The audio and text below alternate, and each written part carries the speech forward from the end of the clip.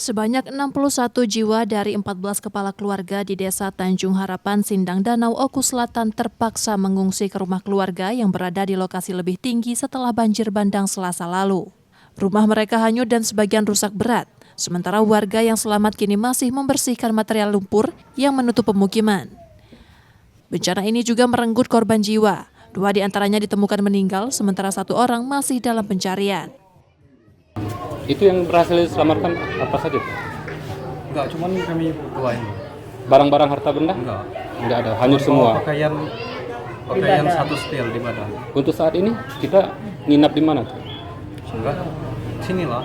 Di tempat keluarga kayak itu. Tempat keluarga. Pemerintah daerah telah meninjau lokasi sekaligus menyalurkan bantuan berupa makanan, pakaian, dan uang tunai. Sejumlah organisasi juga ikut memberikan bantuan, sementara rencana relokasi ke pemukiman yang lebih aman tengah dipersiapkan. Yang meninggal dunia ada 3 orang dan sudah dapat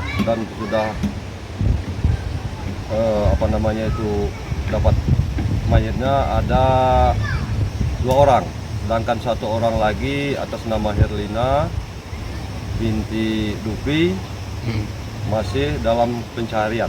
Sudah ada dari kemarin, bantuan-bantuan itu sudah ada di pemerintah maupun dari warga dan lain sebagainya, sudah banyak bantuan itu kita masuk ke posko. Saya kira kalau untuk membangun di sini karena sangat berbahaya untuk keselamatan masyarakat, dan insya Allah akan kami relokasikan tempat yang lebih aman lagi. Selain merusak rumah, banjir bandang juga menghancurkan infrastruktur desa, termasuk jembatan gantung. Setia Budi, Kompas TV, Ogan Komering Ulu Selatan, Sumatera Selatan.